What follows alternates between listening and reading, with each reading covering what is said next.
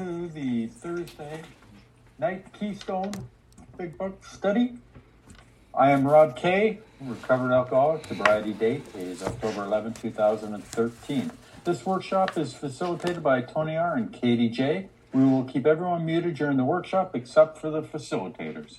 Please note that we will be taking questions after the meeting, so please write them down so you do not forget. Any inappropriate conduct will not be tolerated and you will be removed by one of the co-hosts. Have a great meeting. How we open this meeting is with the third step. Prayer. Third what step. Makes a great meeting. Thursday night. God, grant me the serenity to accept things I cannot change, courage to change the things I can, and wisdom to know the difference. Tony, if you can unmute yourself and take over. I got it. Thank you very much for your service. I'm a recovered alcoholic. My name's Tony. Sobriety date is April 8, 1989. If you have a pen and paper tonight and a book, we're going to hit some a whole new theme that might kind of clash with some of the ideas that you've been taught or we've been taught through the fellowship, or these things that we grab hold on, this idea of the overexertion of self to fix self. We're kind of in the fourth step, and tonight I'm kind of going to hit on some areas that probably some of you are hearing for the first time, but I've been saying all along. Right? So I've been saying this all along, but you kind of might pick up on it for the first. And this is the game changer. If you can catch this idea and carry it forward for the rest of your sobriety, or always come back to this idea, it's a game changer, right? Because where we're at, we're in the fourth step, and there seems to be a shift when we go through this thing, right? This thing has a design to it that leads you to a certain idea, right? A summary or conclusion by those that went before us. And they present us with certain ideas and experiences, right? And then what we do is we hear only a small amount to what they're really saying. But as you start to experience it, you start looking back, that's what they were talking about. I get it. And then as you move along through this process, there's a couple booby traps or a couple stumbling blocks that we need to be aware of, but very few people talk about. Right? And it's a theme to this whole thing. And it's so subtle, it's easily missed. Because when you have 90% of the people over here talking about a certain idea and only 10% talking about a contrary idea, that this 10% will be washed over with the voices, the more consistent voices you hear over here. So tonight is going to be really, really interesting how we, on the approach of this thing. Most of us have been through this process, true or false, or in the fourth step, or been around this thing for a while. How many people have been around this thing for a while? Right? How many people have been to a lot of meetings? So we hear a lot of different insight to this stuff, right? And so how we're going to start this thing is obviously on the first page. They talk about the story of how many thousands of men and women who have recovered from alcoholism. So we're going to look at the story. What's the story? What's the theme to this story? What makes this story possible? Because really that's the whole thing, right? Because if you're dying of alcoholism, right, and then you've met a whole group of people who are no longer dying of alcoholism, you're really interested in what this story is. Remember in Bill's story when he's sitting with Ebby? His whole idea of miracles were revised right then and there. What? From the demonstration of the experience his friend was having. And what was the experience, right? That's what sold Bill on this thing of the possibility that he may be able to experience this for himself too, right? How many people remember that? Yep. But the conclusion, what he realized sitting at the table was he only had to be willing to do what his friend did to get what his friend got. There was no other way of obtaining this thing but going through the same process that his friend was bringing to him. So Ebby was bringing to him his experience or the same message that was carried to him that created this change. And as we went along, that's what this whole thing is about. So from the first edition to the fourth edition, and even in the fifth edition, the theme, the story, or the process will stay the same. Does that kind of make sense? So yes, it does, Tony. So in the doctor's opinion, when we started going through this, and he made his observations on people like us, there were certain people who were beyond human aid.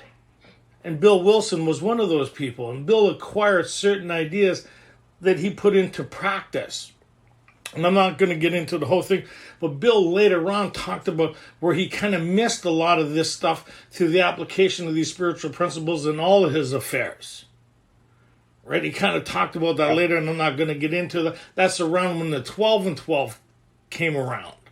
Right? And he was probably in his biggest depression when this thing was being written, and he was missing some of the themes. So one of the problems with the 12 and 12 is a lot of people started going more of self being involved in the application. Right? And in the big book, is different from that theme. So somewhere along the line in the Fellowship of Alcoholics Anonymous, we put more emphasis or more concentration on us being more involved than we need to be. Anybody kind of get that? Yeah. Or we hear things like this: I'm applying these principles to my alcoholism. I'm working on my alcoholism. Anybody ever hear that? That idea is not supported in the big book. Right? That idea is not, or we're working on the steps. That idea is also not supported in the big book, but somewhere along the line, because self likes to be involved. Anybody here? Remember on page 6, they say there's no way of entirely getting rid of self without his aid. So we see that. How many people have tried to change themselves here to no avail? They have the delusion of change. I think I'm doing good. I think I'm doing great. But we're the only ones that think it. Nobody around us is experiencing this claim to change that we've experienced. Anybody have that? We're the only ones experiencing the promises we think, and nobody around us is. So the doctor talks about this thing that he observed, this thing that happens in these people's lives who are afflicted with alcoholism, who are beyond human aid, how they've tapped into this thing, or they bought into certain ideas and applications that created the change necessary to kind of experience the miracle of Alcoholics Anonymous. He realized this, right? He kind of talked about, until such a person, right, has this psychic change, or what we call the miracle of Alcoholics Anonymous happen, they continue to relapse, right? So they say we have a solution for this problem. We don't apply the solution to the problem, we have a solution for it. Big difference. Right? And so when we pursue the solution, the problem gets taken care of. So it shifts our focus right from the beginning. So we see that step 1 is a problem statement. Yes? Yes. This is what the problem consists of. Now, the more we concentrate on that problem, the worse that problem is. Step 2 says we have a solution for this problem, and it's a shifting of ideas. Is it not? It is. It's the shifting of the idea that if I was to get access to this power that all these people before me got access to, then I too can recover from this illness.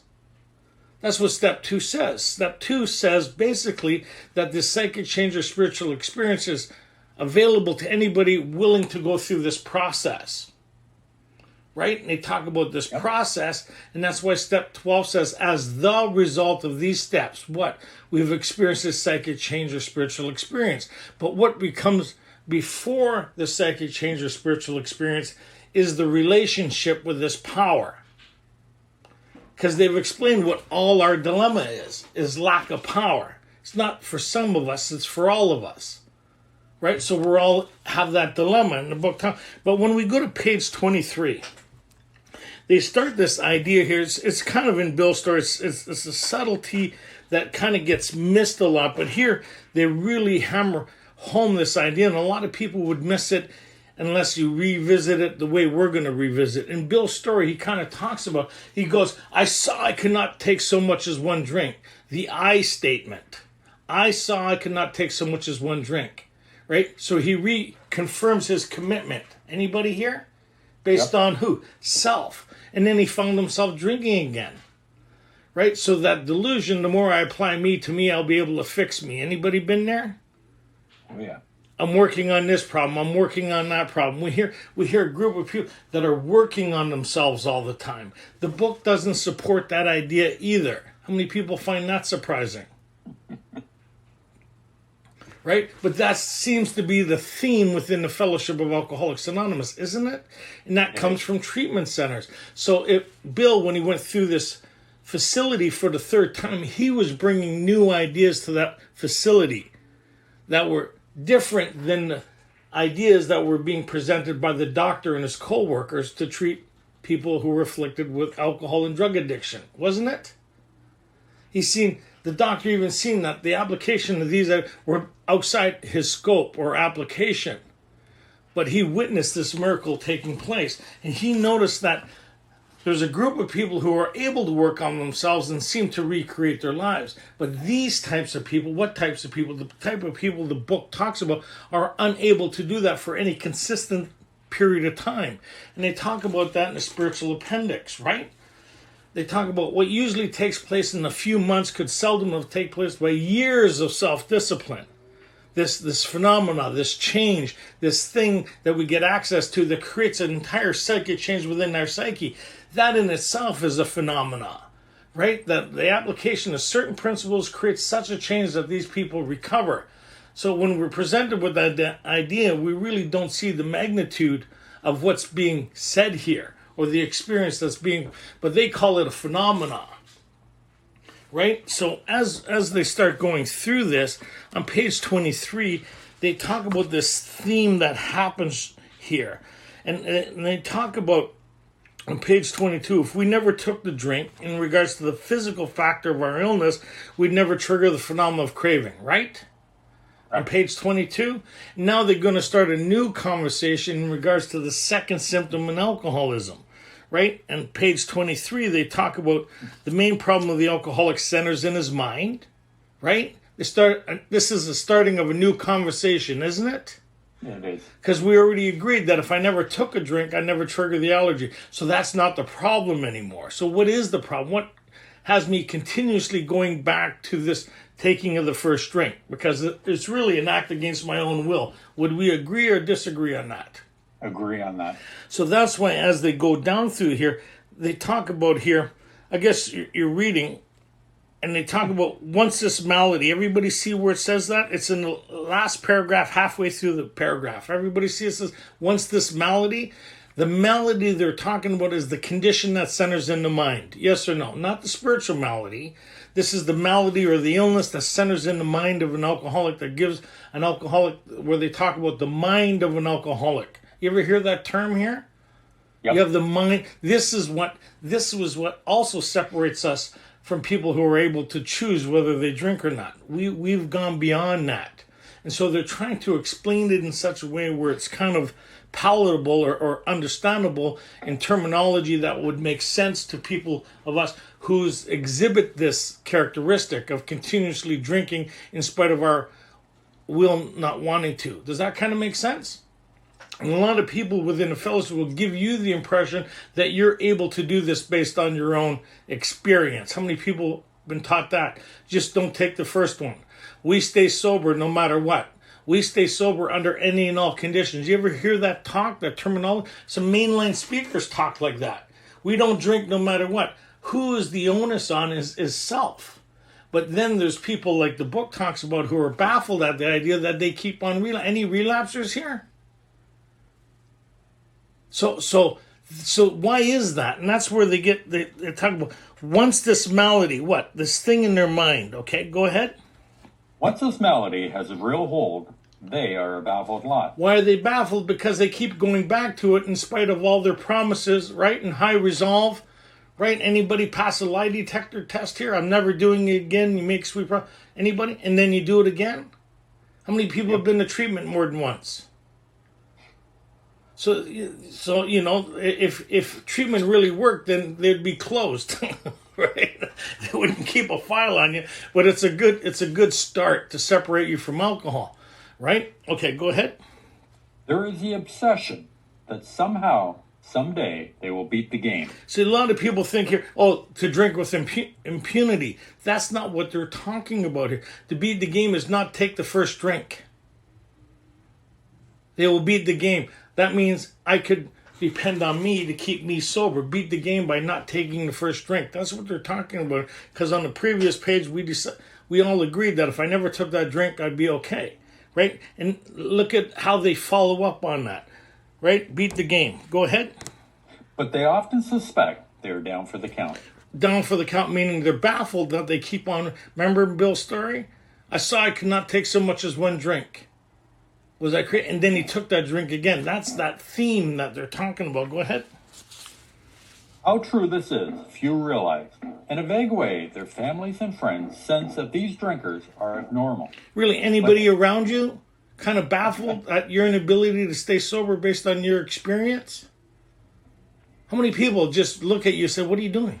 And you have no answer for them anymore? You don't even have an answer for yourself? And how many people has looked in the mirror and asked yourself, what's the matter with you, and wait for an answer? Remember that comment? What's the matter with you, man? And then you pause, wait for an answer, like a part of you is going to say, well, this is what's the matter with you. You seem to suffer from a malady, which only a psychic change or spiritual experience will. Never did I say to myself, looking in the mirror. Long pause followed by a Luger, right?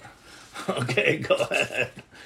But everybody hopefully awaits the day when the sufferer will rouse himself from his lethargy and assert his power of will. To do what? Exert his power of will to do what? Not take the first drink and fix themselves.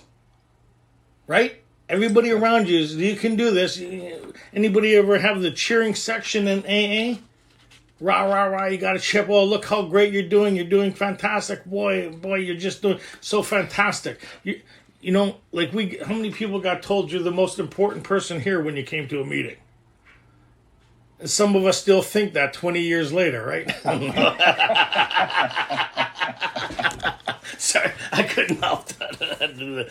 So, exert our power of will. So right away we see that there's this conflict with the idea that I could fix me with me if given good enough reason or given good enough determination.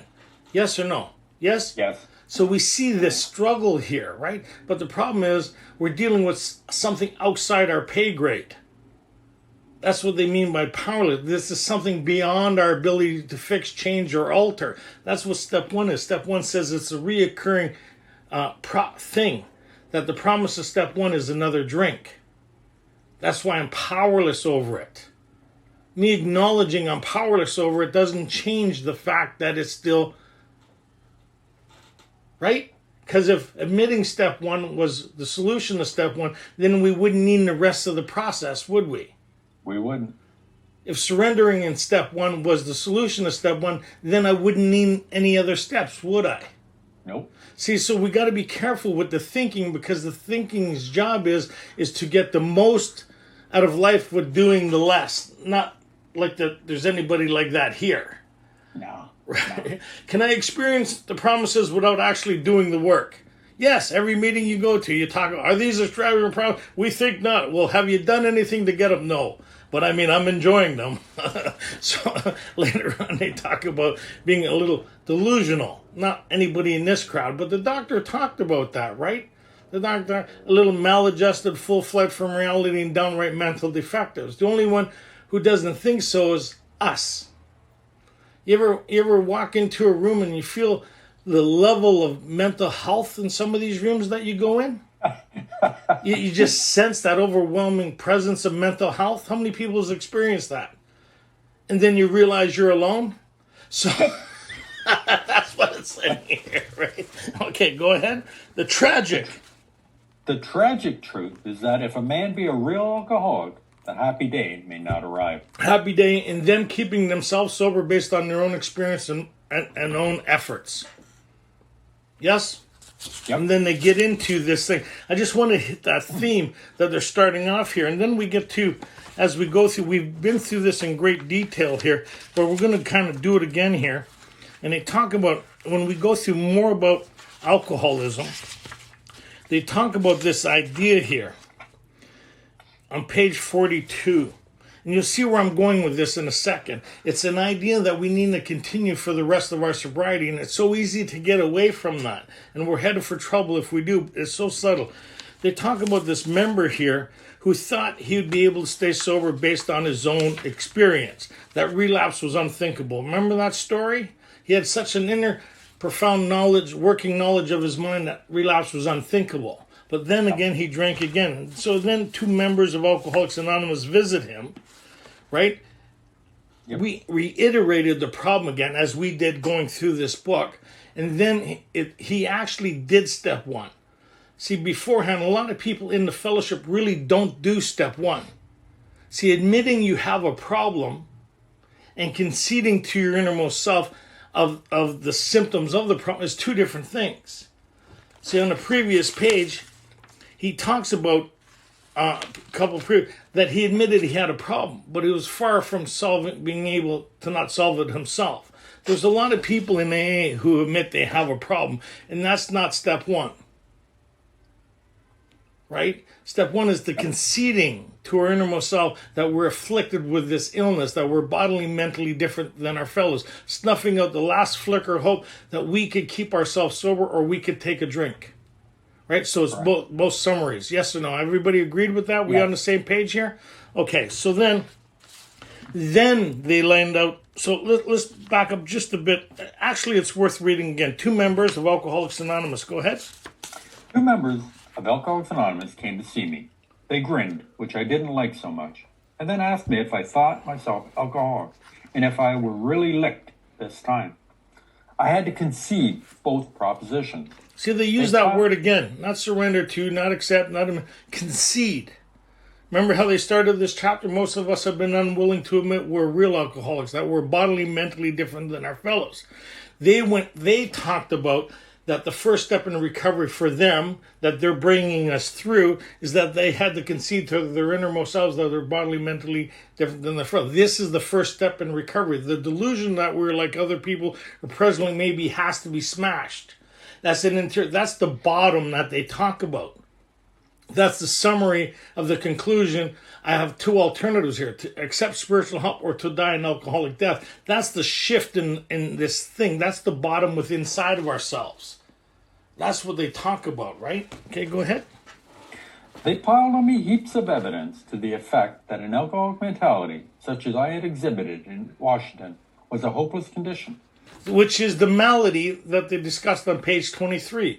So we see the second symptom is the malady that centers in the mind. It's a phenomenon. They don't really know how to explain it, but this is the characteristics of it for those who suffer from it. And if you suffered from this character, you'll be able to identify with it. If you've never had that, then you wouldn't be able to identify. You'd go, what do you mean by that? I don't get what you're saying. But for those of us who felt the nip of the ringer, anybody here, that you're drinking against your own will, you find yourself drinking again, understand that. The suddenly, here I am, having a drink, and afterwards I'm asking myself, how many people have experienced that here? You're drinking, and then your brain goes, what are you doing? You're not supposed to be doing this, and your body says, yes, you are, give me another one. So we see that our problem precedes the first drink, not leading up to the first, it just happens beforehand. And Bill was an example of that all the way through Bill's story. We seen he didn't want to drink again, did he? We seen the people in here didn't want to drink again, did they? But something happened just before they picked up. They call that a phenomenon. Page 37, you can read it later. Go ahead. They cited cases out of their own experience by the dozen. This process snuffed out the last flicker of conviction that I could do the job myself. Step 1 promises. You're going to drink again. That's what we're conceding to. Left to your own devices, you're going to die an alcoholic death. How's that for step 1? Doesn't give you that warm, fuzzy feeling, does it? No, it doesn't. So if you're feeling good about step 1, you haven't done step 1.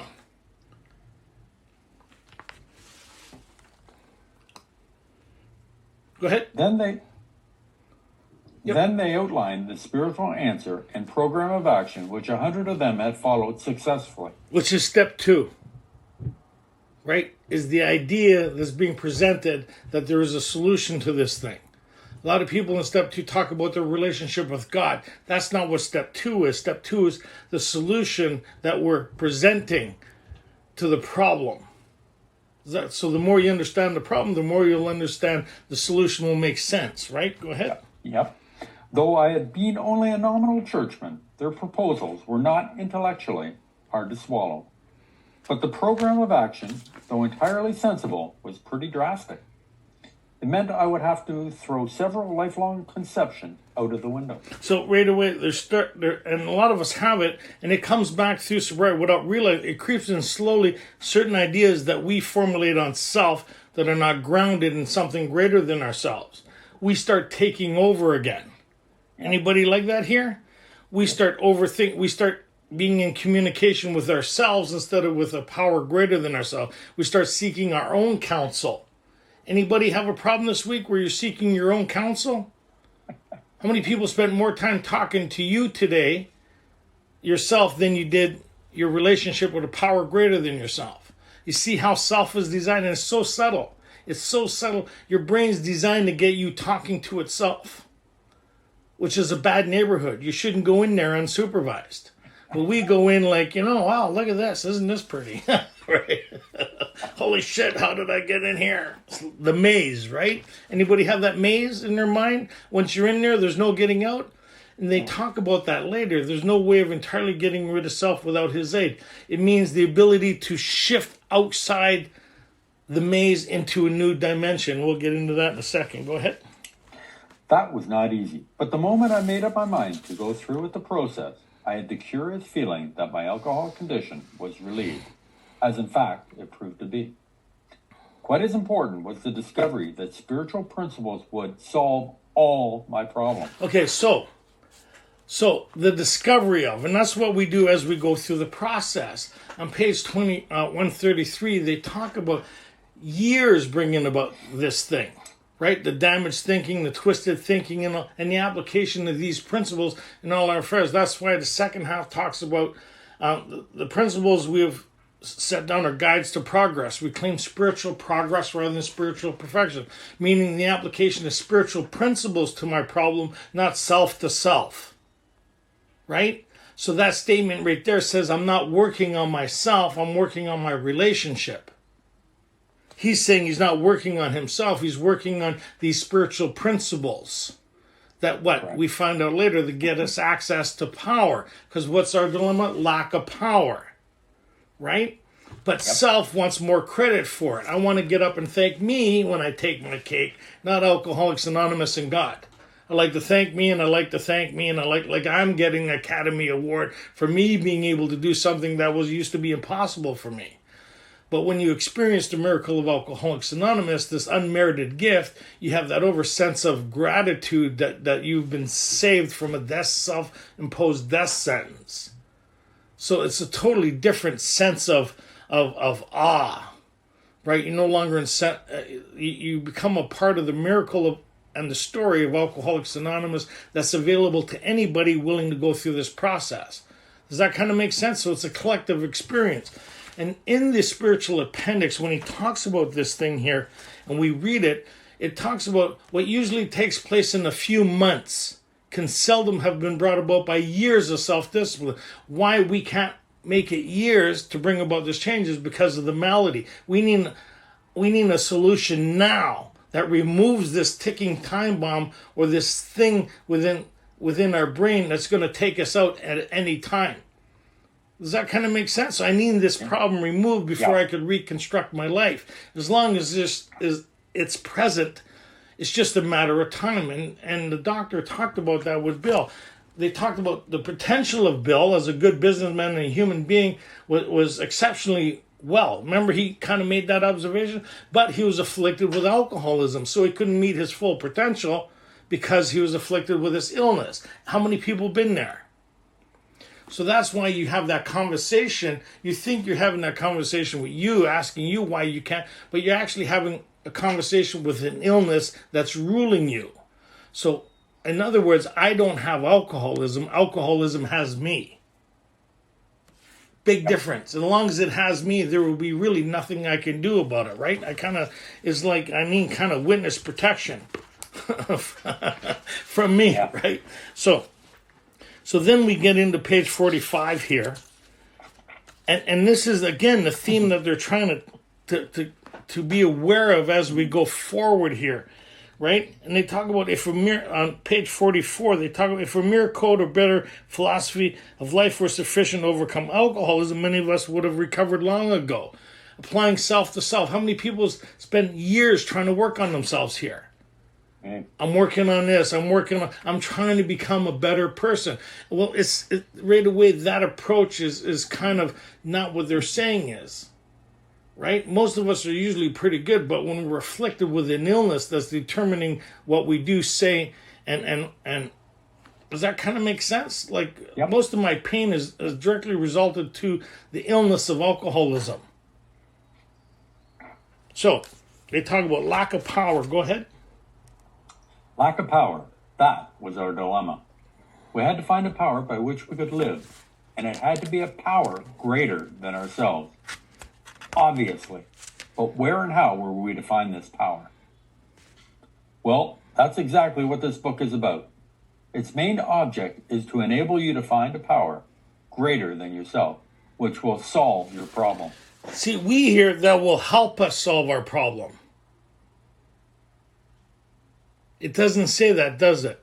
So, no, it doesn't. Which will. Yeah, so what they're kind of saying here is if working on me was enough, then I would have found the answer to this problem long ago. Since I've been unable to find this solution sufficient enough to bring about this transition into the life that I've always looked for, they're saying this is the key, is this power. And when you get access to this power, and the more you pursue this power, or the more you experience it, the less problems you will have. Anybody else read that like that? Yep.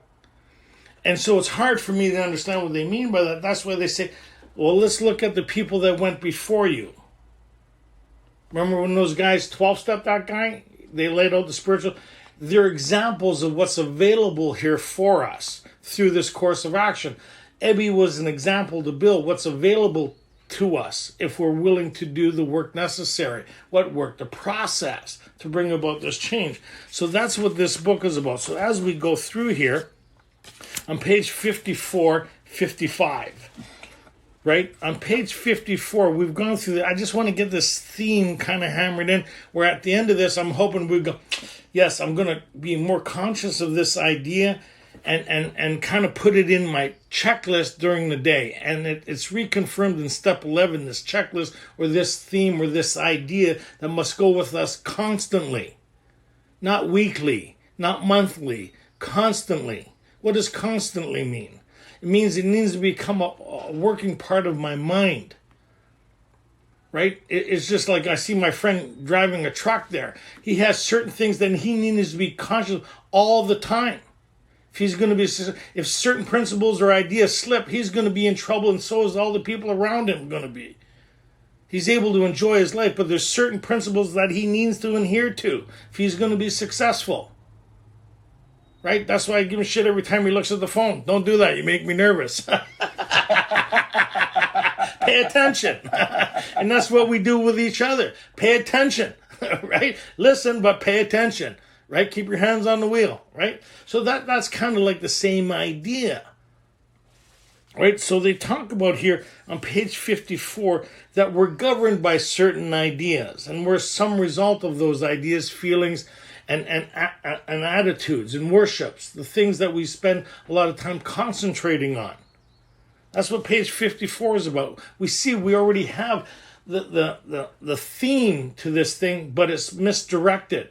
So we're going to take everything that we already have and reformulate it in a process that gets access to this power that recreates our lives. It's the same principles, but the shift is that we're accessing power.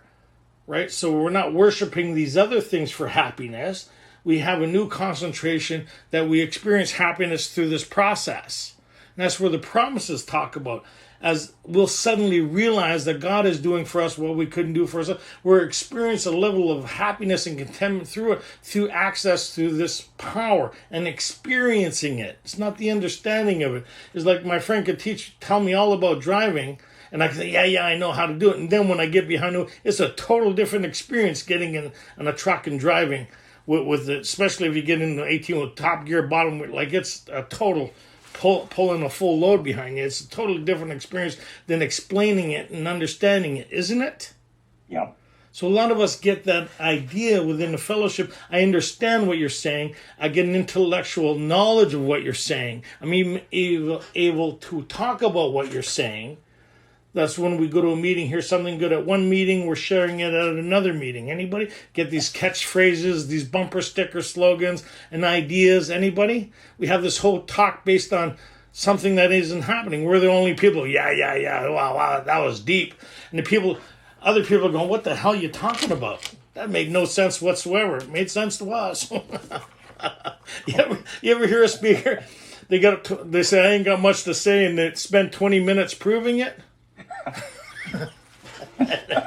Anyways, so then they say that the solution is found within. Not some of us, all of us. And we get access to this thing, this power that resides, this beacon is just like, it taps into, like my computer's operating because it's tapped into the internet that has us all connected. Without that connection, I just have a computer. It's like the radio station, anything. There's something that allows me to connect to the mainframe to enjoy the purpose of what I'm hoping to achieve. Does that kind of make sense? And that's kind of like us. We have this mainframe, we have this thing within inside of us. Once we get connected to source, we have a whole different experience. It's just not a computer, it's not a radio. It's like the gas in the car. It makes it all operable. And that's what they're saying here. Deep down within each man, woman, and child is a fundamental idea. If we could tap into that, then we'd have a new experience, right? So then we get through to page kind of 60 here. And a lot of people think they're talking about alcoholism here, but they're talking about the human condition. So we don't apply spiritual principles to alcoholism. We apply it to the human condition. Right? We're finding a new solution to self. What used to be our solution was drugs and alcohol. Yes or no? Yep. How many people here, right, used to take a drink or a drug, you had a new freedom and new happiness. The promises came true, followed by a nightmare. Right? And that night, and it stopped working, but yet something in our brain kept on pursuing it. So they're saying here, we have something better for you to apply to you. So as we go through this, they say here on page 62 that the alcoholic, being AA, is an extreme example of the human condition because we don't have coping mechanisms. Why don't we have coping mechanisms? Because we would drink every time we'd have a problem. Remember, Bill, the economy was going to shit handbasket. People were jumping from towers of high finance. What did Bill do? Go back to the bar. How many people here have severe problems, like their life's falling apart, and you go back to the bar? Go back to the crack shack or back to wherever you are. Your life's falling apart, and then you come back to, hey, I lost everything. You didn't lose everything. They lost you. They lost you to the illness of addiction or alcoholism in our case. They're still living their lives, praying and hoping for us. And then as we regain our lives, we go back to the life that we were meant to have, absent of the problem. Does that kind of make sense? Back to a life better than we ever imagined. So here, they're talking about at the bottom of here, 62. They said there's no way of entirely getting rid of self without his aid, without this connection. What connection? To power that creates the change. Does that kind of make sense? Through all the stories, they say everybody got access to this power that created change. So what's the book about is getting access to this power. Top of 63, follow me here. Right? I'm just going to kind of go through this. If you haven't been through it, it's going to sound like, But if you've been through this, there's going to be a theme here that we can build up on. And later you could kind of get caught up through either the worksheets or going through the tape or through your sponsor. But this idea should be present as you're going through it. So they talk about on page 63 here, when we sincerely took such a position. What position? That getting access to this power, that he is the Father, was this guidance that I need to get access that comes from within. And if I get to tap into this thing and come to rely on it, I could have a whole new experience in my life. Not only me, but everybody around me. I could tap into the fourth dimension of living. Because mostly I've been instinctual based. I've been living off of my, instinct based. Yep. Anybody here doing instinct based living? then you're in conflict with everything and everybody, including yourself, because it's all about the pursuit of self, which causes more problem, more pain, and more agony. Here they're saying we're going to create a shift, which doesn't make sense now, but will make sense later. That's why it says, it doesn't ask you, does this make sense, or does figure it out. It says, if you want what we have, well, what do we have? We have a new sense of freedom and happiness and contentment, a whole sense of purpose. We're lit, like when we watch people who have this, they're lit up. There's something about them that's impeccably different. Anybody know people like that? Yep. And they say, what's the difference between you and me? Is this. This is this. This. That's what Bill was saying to Abby. What's the difference between you and me? Because you were like me, but look at, you're all lit up here. As soon as he looked in his eyes, he says, holy shit, there's something different about this guy. So page 63 talks about that. And then it goes in here. If you look at the third step, it's an idea. An idea of what? That if I get this relationship, I'll experience something on a level that I've never experienced before. And what's the first part of it? Let's kind of read through it real fast. Go ahead. God, I offer myself to thee, to build with me and to do with me as thou wilt. Which would be the process at this period of time to get access to this power that creates the change. Wouldn't that be God's will? We're making a decision to pursue this solution to get access to this power that creates the change. Yes or no? Yes. So we see the purpose of this whole thing is to get access to this power. The confirmation of that is step 12, having had a spiritual awakening as the result of these steps. The confirmation of the idea of this relationship is step 11. This is an idea that I can't achieve till I go through the process. Right? Go ahead. Relieve me of the bondage of self, that I may better do thy will. And what creates that is access to power that solves all my problems. The ability to overcome those things in myself that I can never escape before. Anybody have those things in themselves that they can't escape? They're haunting, they're luring, they're revisiting, they're a constant.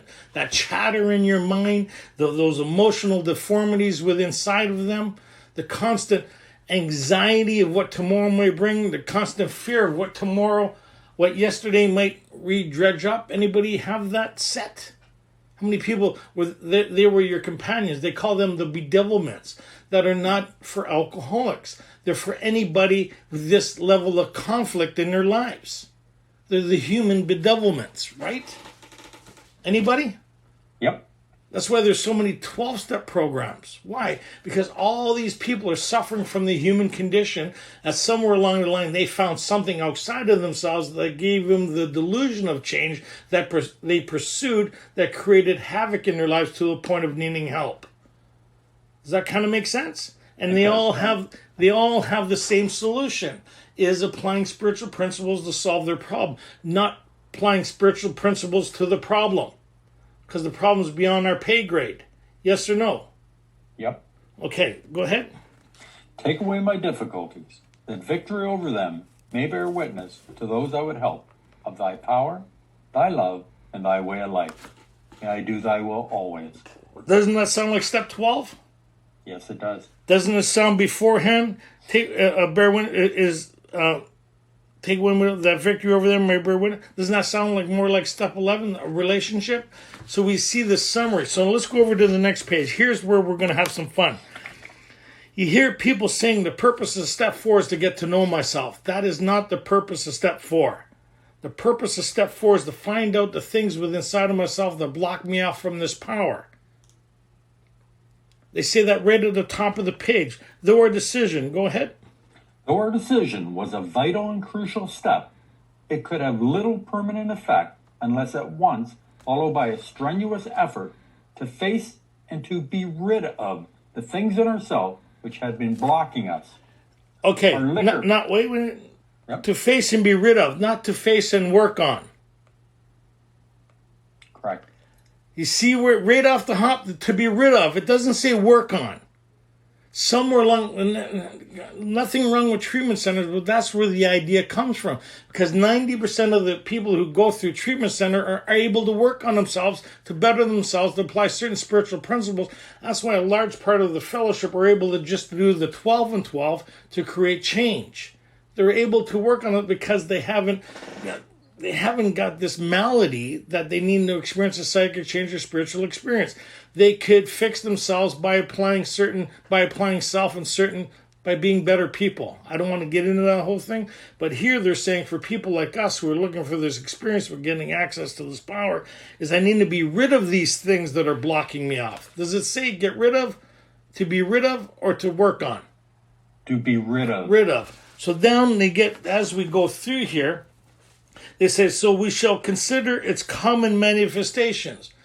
The common manifestations of what? Of the things that are blocking me off, that are causing my demise. These things that need to be removed, to get rid of, that I can't remove.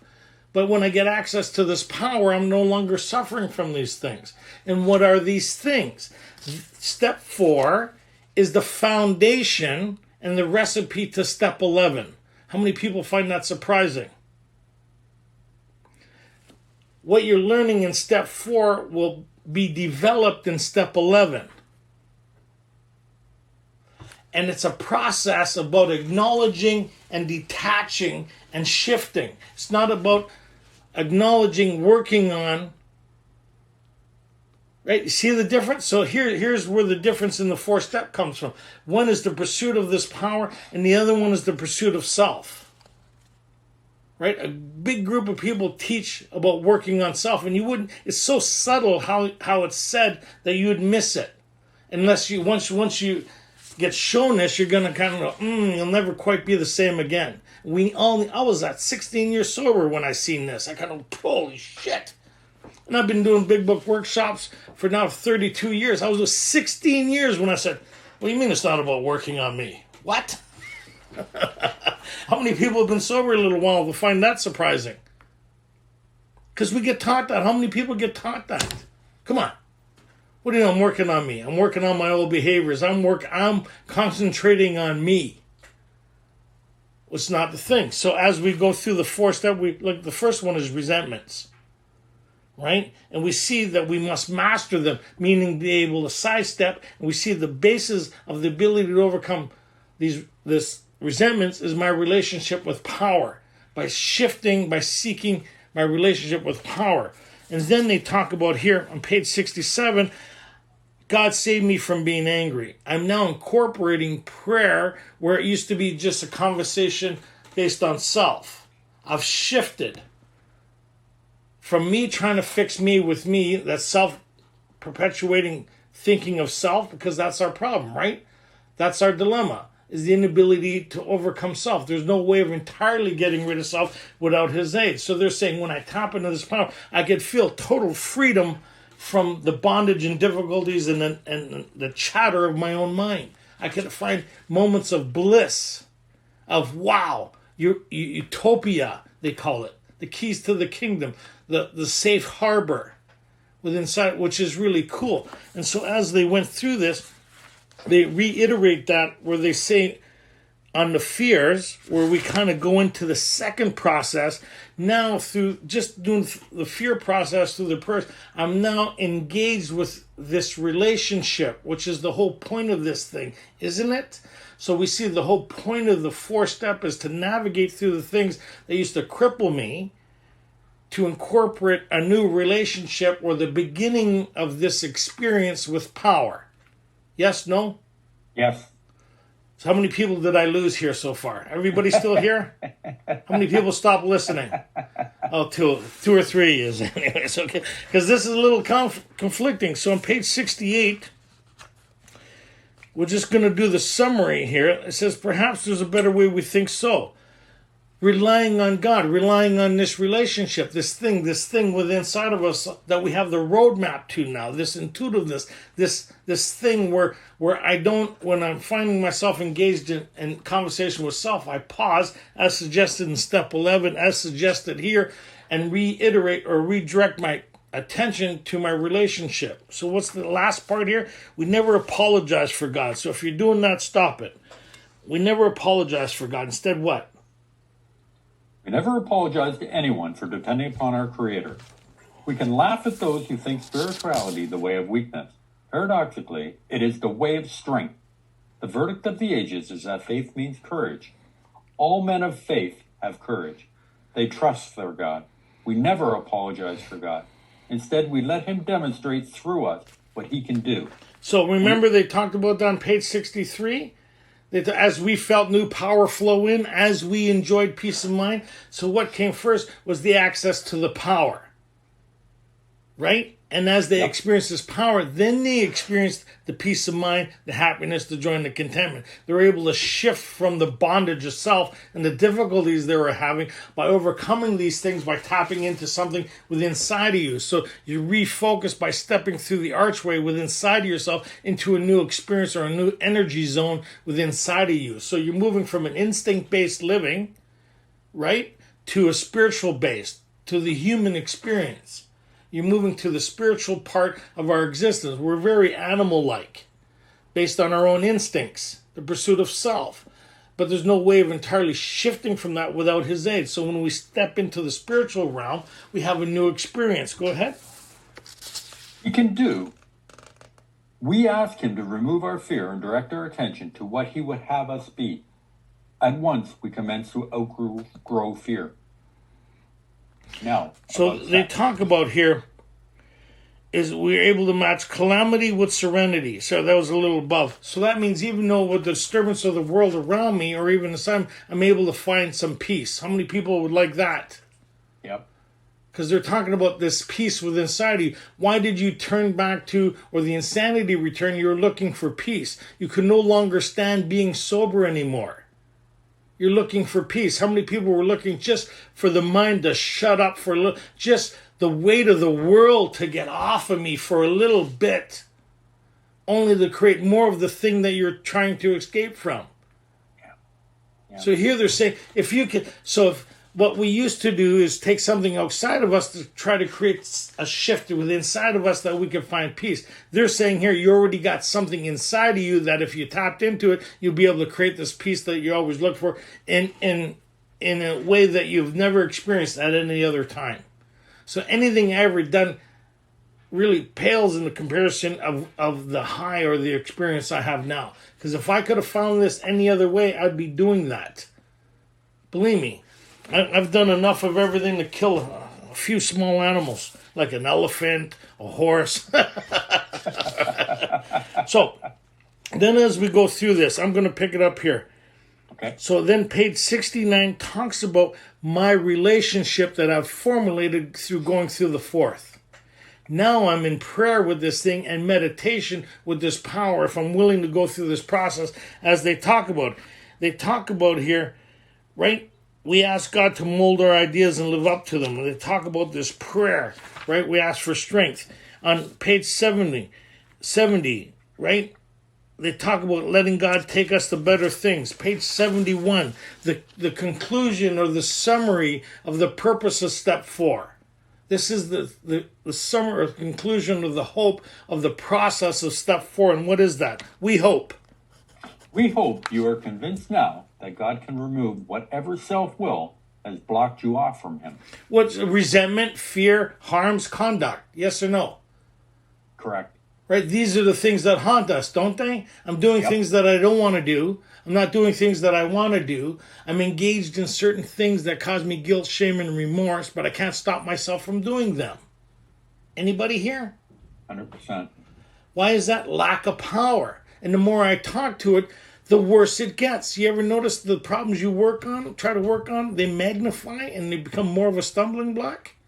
That's why we're not supposed to work on. I'm supposed to work on my relationship. So we hope you... Go ahead. That was worth reading again. Oh, we hope you are convinced now that God can remove whatever self-will has blocked you off from him. What was the whole purpose of the fourth step? Is to remove the blocks. Right? Yep. Next page. It reiterates the whole purpose of this thing. Again, but we'd miss it because there's a big group of people saying something different than this, and it's so subtle, this theme, that if you remember this theme, it's the game changer for the rest of your life.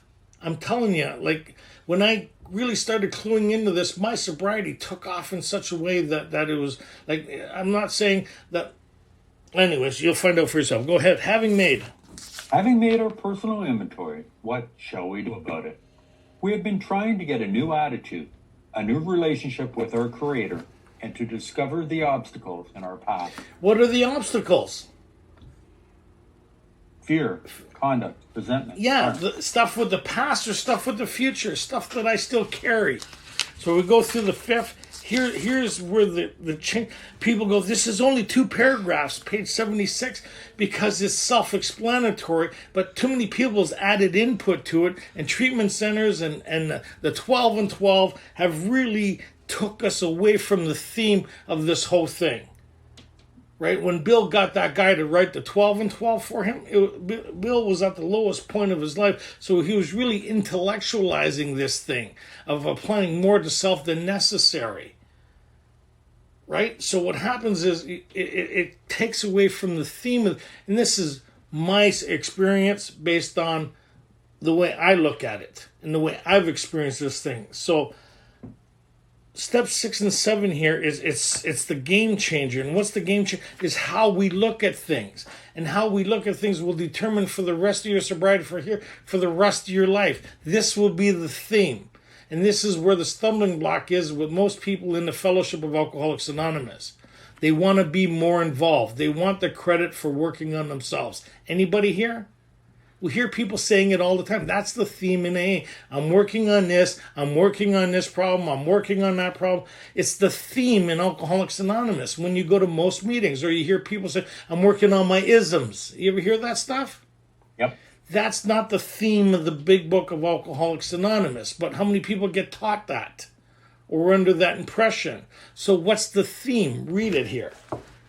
Step 6. We have emphasized willingness as being indispensable. Are we now ready to let God remove from us all the things which we have admitted are objectionable? Remove, not work on, not concentrate on, not revisit. Remove. We already admitted these things are not serving me any good. Right? So that means when they come to the surface, what do I need to do? When they represent themselves, I need to step back from it, pray, and redirect my thinking. That's step 11. They need to diminish as time goes on, not increase.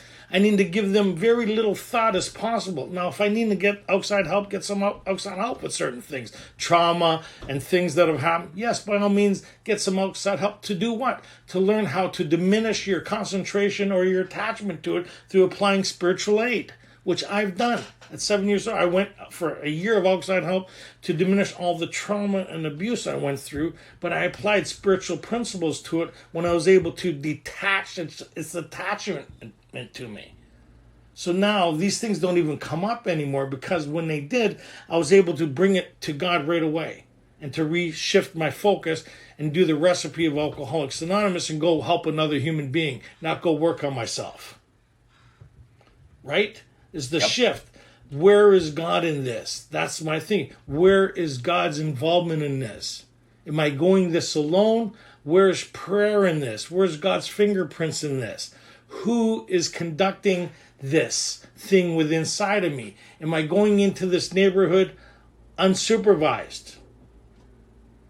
What neighborhood? The neighborhood within inside of myself. I've never been good there. When I go into the dark of my past, I don't do good there. Anybody do good here? There? But when I bring God in there, I bring a light in there. And when the light's in there, I no longer need to visit that room anymore. The darkness is diminished. It's pretty cool when you kind of get through that. And I could sit here for the next 3 weeks talking about the trauma and the shit I've been through, but there's no attachment to anymore. I'm free from it. That's the miracle of it. It just comes. Go ahead. And he now take them all, every one. If we still cling to something, we will not let go. We ask God to help us to be willing. And the more sober you get, the more you see the things we still hang on to. Anybody? The conversation, the resentment, the fear, these things that try to take root within inside of ourselves that we spend conversation and concentration on. Anybody have that here? these things that have a way of having us sit front row to it. And so what happens is, where's God in that? It's not. So it's the stepping back from it, saying, God, I need to come in here. Separate me from this so I have a new experience. Anybody? Does that kind of sound pretty cool? Go ahead. When ready, we say something like this. Ready? So step 6 has to do with the future or the past. It has to do with the past of the things that I'm bringing forward to the future that I've already met that's caused my demise. That it asks me to work. What do I need to work on here is my willingness to let these things go. When they resurface, to bring it back to the truth by looking at it differently. That's what, God, I still see these things having a lock on me. I'm willing to let go of these things. Help me not to allow that to determine my life or my existence. Don't allow that to be my story anymore. I don't want to be my story. How many people are stuck to their story? I'm this way because of my story. No, we're this way because we never had the opportunity to change. You are no longer your story. You have a new story. It's the story of Alcoholics Anonymous. How much do you want to experience it? Well, I'm still attached to my story. The pain, the agony. Well, because it is something, that's what they mean there. Okay, go ahead. That we revisit in 11. Go ahead. My Creator, I am now willing that you should have all of me, good and bad. I pray that you now remove from me every single defective character which stands in the way of my usefulness to you and my fellows. Grant me strength as I go out from here to do your bidding. So Amen. Who removes the defective character? The defect is something is not operating the way it was meant to. It's a defect from the factory. It's a defect that we're bringing forward. A shortcoming, people go, what's the difference between a defect and a shortcoming? A shortcoming is my response to life today that they talk about in Step 11. Today, in Step 11 is all today's stuff. I didn't handle that very well. I didn't handle this very because I was selfish and considerate based on my instincts, based on my spiritual condition. A defect is something that happened yesterday that's determining how I respond today. Anybody have those things? It's the conversation that comes up in regards to today's situation. So if I could respond and react to today's situation, how much more free would I be? And that's where Step 11 comes in. We'll close with this idea is that they talk about here, well, good and bad. But when most people talk about 6 and 7, they always talk about the bad stuff, don't they? Yes. They don't realize when you're talking about how good you are, you're, again, focused on who? You're focused on self. So Step 11, when you kind of look at the exercise here, and we'll close with this idea, that based on this theme here, is when you kind of go to page 85, 84, they talk about this relationship. The promises are based on the relationship, is it not? Yes. And then how it develops more what? By my relationship. Page 85 talks about ideas of developing and cultivating this relationship. On page 86, it talks about here in regards to not working on yourself. What makes you say that? But we must be careful not to drift into worry, remorse, or morbid reflection. Morbid reflection is what? Is that not the past? It is. If I'm working on me, then I'm depleting my usefulness to me and the people around me. That would be working on myself of something that has to do with the past that I have no business with anymore. Now, if I've experienced trauma and I'm with a trauma counselor, that's something totally different here. But here is the stuff that I'm willing to let go of, right? So what is drift and worry? For that would diminish our usefulness to others. So what's our whole purpose here? Is to be of maximum service to fit ourselves to be of maximum service to God and the people around us, isn't it? Yes, it is. For new freedom and new happiness. That was the theme back on page where they talk about going into Step 8 here. This whole idea. Step 11 here is the continuous cleaning or descaling of the things of my past based on what's being presented in today. And that way, when I review my day at night, I look at what I need to be watchful for in the morning or the next day, that I don't fall into those same booby traps or those same problems that I apply spiritual principles to have a different experience. Does that sound cool, or does that sound Does that sound like something that's obtainable? And that's what it's. So watch out for the booby trap of self trying to fix self, because that's not the whole theme of this thing. The whole theme is we'll suddenly realize that God is doing for us what we could not do for ourselves. Lack of power is our dilemma. If you're having problems, that's equivalent to what I need access to power. And if I'm having trouble getting that power, what do they say? Go find somebody to work with. And you'll get that power. And then by working with another human being, how many people has experienced that here? Went and worked with somebody else and they got rejuvenated. Something kind of get lit up from the inside out, right? And that's what this is all about. And then you kind of realize that the problem you were having is no longer a problem anymore because your spiritual access has increased. And that means you've decreased, right? As your spiritual energy decreases, you become more present.